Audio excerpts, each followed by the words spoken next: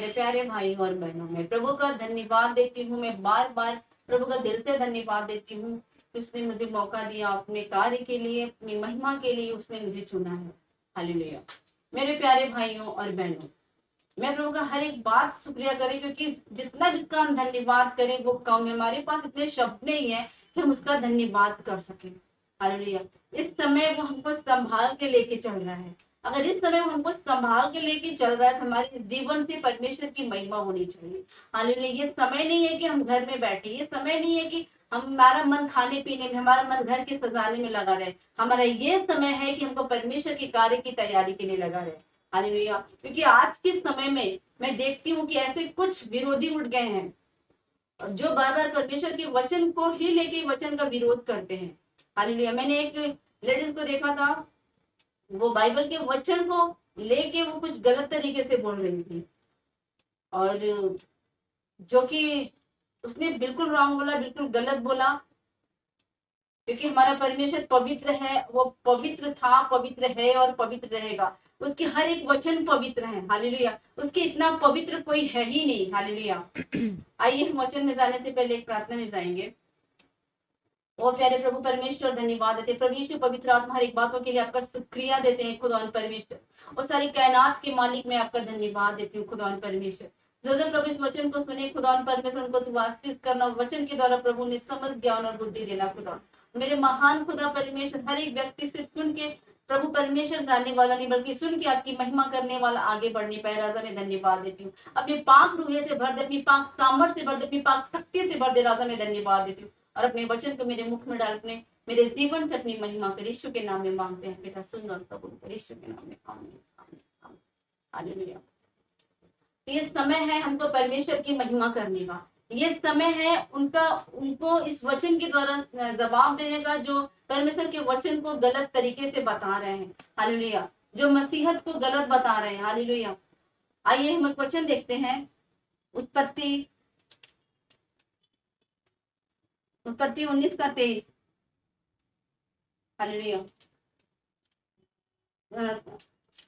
Sorry, उत्पत्ति 19:31। तब बड़ी बेटी ने छोटी से कहा, हमारा पिता बूढ़ा है और पृथ्वी भर में कोई ऐसा पुरुष नहीं जो संसार की रीति के अनुसार हमारे पास आए।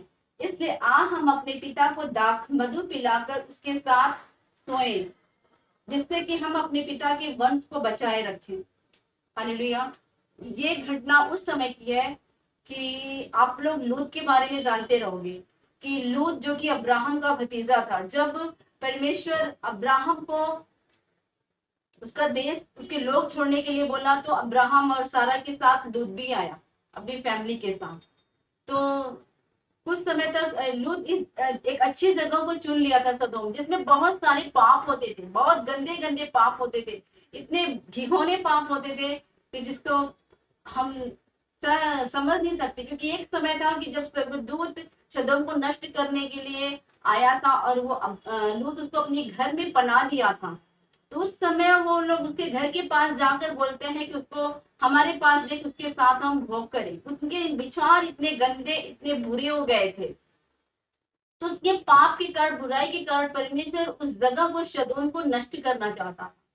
पर परमेश्वर लूत से प्रेम करता था, लूत धर्मी था, इसके लिए परमेश्वर उसको बचाना चाहता था। और परमेश्वर ने उस सदोम को नष्ट करने के पहले उसकी पूरी फैमिली को बाहर निकाला। लेकिन बीच में उसकी पत्नी, जो कि स्वर्गदूत की बात को नहीं मानी, स्वर्गदूत बोला पीछे मुड़ के नहीं देखना, और वो पीछे मुड़ के देखी और नमक का खंभा बन गई। उसकी फैमिली में अब 3 बचते हैं, 2 उसकी बेटियां और एक लूत। तो ये जाके एक पहाड़ पे रहने लगते हैं। तो लूत की बेटियों सोचती हैं कि जिससे मेरी सगाई हुई थी, जिससे मेरी शादी होने वाली थी, वो तो सदोम में ही जल के मर गए। परमेश्वर ने सदोम को जला दिया और साथ साथ में जिससे उनकी सगाई हुआ तब वो भी जल के मर गए। तो हम इस पहाड़ पे अभी रह रहे हैं, और शायद अभी पृथ्वी भर में ऐसा कोई भी व्यक्ति नहीं है कि जो आके हमारे साथ यहाँ पे हमसे शादी करे और हमारे पिता का वंश बढ़े। हालेलुया। उनकी सोच ने उनको एक पाप कराया। हालेलुया। वो सोचती थी कि हमारी जिंदगी सिर्फ सदोम तक की ही है, हमारी सगाई जिससे हुआ था सिर्फ वही मेरी शादी के लिए थे और दूसरा कोई नहीं था।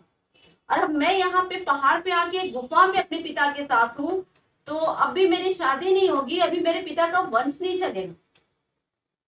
मेरे प्यारे भाइयों बहनों, कभी कभी ये हमारे साथ भी होता है कि हमारे जीवन में ऐसी कुछ परिस्थितियां आ जाती हैं, ऐसी कुछ समस्याएं आ जाती हैं कि हमको लगता है कि अभी हम क्या करें, अभी हम क्या करें। लेकिन आप सोचो, जब एक समय आप बीमार थे, जब एक समय आप दुख में थे, जब एक समय आप कर्ज में थे, जब एक समय आप अंधकार में पड़े हुए थे, नशे में पड़े हुए थे, व्यभिचार में पड़े हुए थे, और उस समय जब प्रभु यीशु मसीह ने आपको वहां से निकाला, तो अगर आज आपके सामने कोई सोच और कोई समस्या है तो प्रभु यीशु उससे भी निकालेगा। हालेलुया। जब हम परमेश्वर को अपने जीवन में स्थान नहीं देते और ये नहीं सोचते कि प्रभु ने हमें क्यों बचाया, प्रभु ने हमें क्यों चुना है, प्रभु से हमारे क्या मकसद है, तभी हमारे जीवन में शैतान मौका पाता है। और यही उसकी बेटियों के साथ भी हुआ। हालेलुया। उन्होंने सोचा कि अभी सदोम तक ही मेरी जिंदगी थी, वहीं पे जो थे उनसे ही मेरी सगाई हुआ था। अब पृथ्वी भर में, मतलब पूरी पृथ्वी में ऐसा कोई पुरुष ही नहीं जो आज उनसे शादी कर सके। हालेलुया। पृथ्वी भर में ऐसा कोई पुरुष ही नहीं है कि जो आकर उनसे शादी कर सके। तो उन्होंने एक योजना बनाई। बड़ी ने छोटी बहन से बोला कि हमारा पिता भी बूढ़ा है, अब पृथ्वी भर में कोई नहीं कि जो आकर हमसे शादी कर सके, तो आओ अपने पिता को हम दाख मधु पिलाते हैं और उसके साथ हम उसके द्वारा हम वंश उत्पन्न करते हैं। हालेलुया। उनके अंदर एक गंदी सोच आई। हालेलुया। परमेश्वर की योजना नहीं थी, ये उनकी अपनी खुद की योजना थी। अगर परमेश्वर को उनको दुखी देना था तो परमेश्वर ने सदोम से क्यों निकाल के लाया। और जो हमारा परमेश्वर कहता है तू कुकर्म कभी मत करना, जो हमारा परमेश्वर व्यभिचार से घृणा करता है, वो ऐसा काम करने के लिए क्यों बोलेगा। हालेलुया। गलत हम करते हैं और दोष हमारे परमेश्वर पर लगाया जाता है। हालेलुया। आज कितने मसीही हैं जो वो मसीह में आने के बाद आज भी वो नशे कर रहे हैं, आज भी व्यभिचार कर रहे हैं, आज भी वो मौज मस्ती कर रहे हैं, आज भी सारा दिन मोबाइल पे पबजी खेल रहे हैं, सारा दिन फालतू चीजें देख रहे हैं। तो आज अविश्वासी कहते हैं क्यों तुम ऐसा कर रहे हो, तुम्हारे परमेश्वर ने ऐसा नहीं सिखाया। जब उनको हम सिखाते हैं कि हमारा प्रभु बोलता है ऐसे रहो, हमारा प्रभु बोलता है वैसे रहो, तो हमको सीधे पूछते हैं कि आप ऐसे क्यों नहीं रहते। क्यों? क्योंकि बुरा हम करते हैं और निंदा हमारे परमेश्वर की होती है। तो यहाँ पर यही काम हुआ। बुराई उसकी बेटियों ने किया और निंदा हमारे परमेश्वर के लोग करते हैं, और जो ऐसा करते हैं प्रभु ने क्षमा करे। तो बड़ी ने क्या किया कि बोला मैं अपने पिता को दाख मधु पिलाती हूँ। क्यों? क्योंकि लूत धर्मी था, लूत धर्मी था और वो जानबूझ के ऐसा गंदा काम अपनी बेटी के साथ कभी भी नहीं करता। वो अपने होश में वो परमेश्वर के विरुद्ध कोई भी काम नहीं करता। तो उसको पता था कि परमेश्वर कुकर्म करने वालों से घृणा करता है।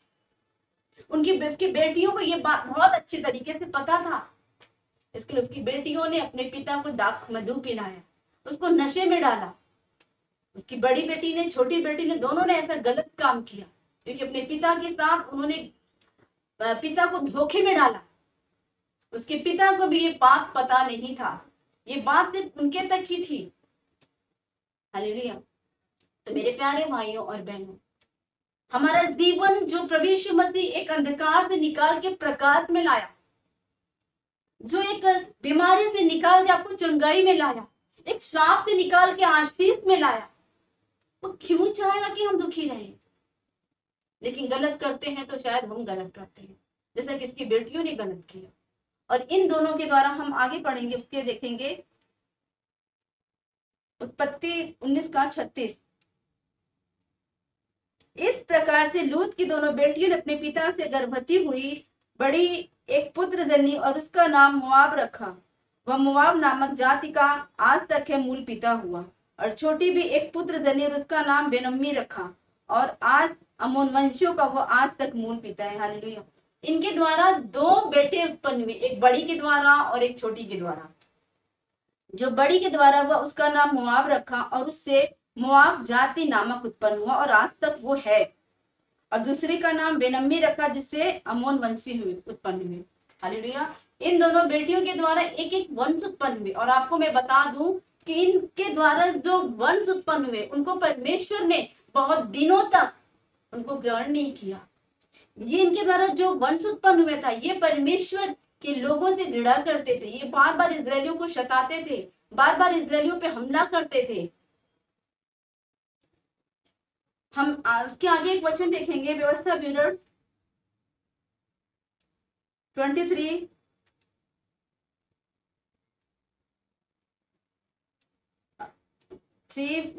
2 3 4 5।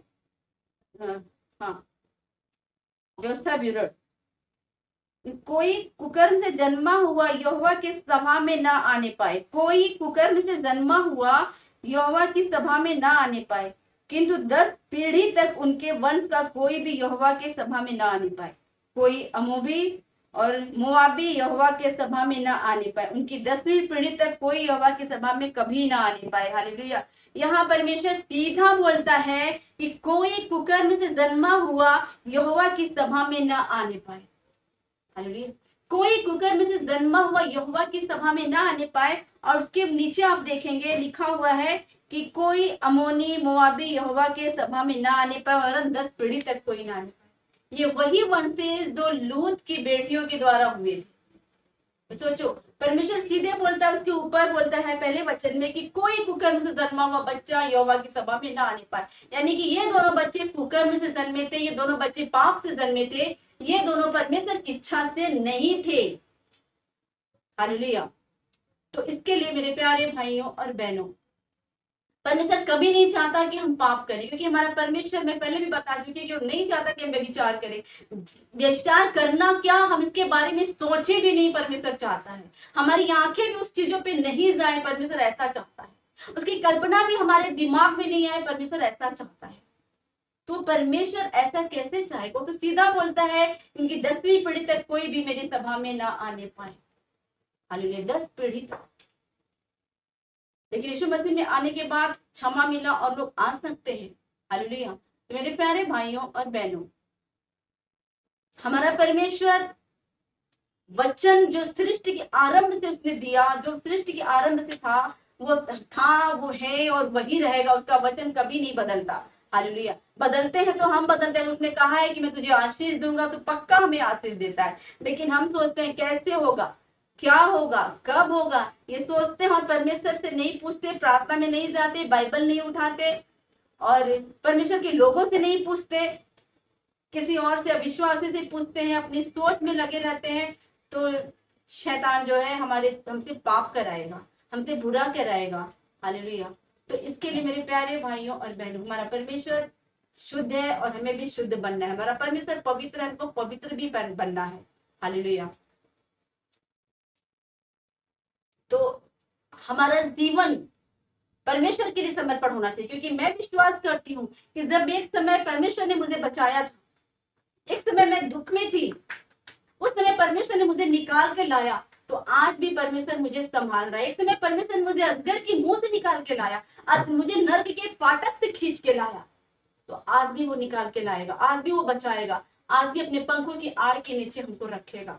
हालेलुया। इसके लिए मेरे प्यारे भाइयों बहनों, ये अंत का समय है। बीमारियों को देख के, तकलीफों को देख के, समस्याओं को देख के आप घबराइए मत, क्योंकि आपका परमेश्वर आपके साथ है। हमेशा प्रार्थना में लौलीन रहिए, क्योंकि प्रभु कहता है कि जब तुम इन घटनाओं को देखो तो उससे प्रार्थना करो कि उस घटनाओं से बचाए तुमको और परमेश्वर के योग्य बनाए। मेरे प्यारे भाइयों बहनों, आपको इस वचन से प्रभु आशीष दे। हालेलुया। और गॉड ब्लेस यू।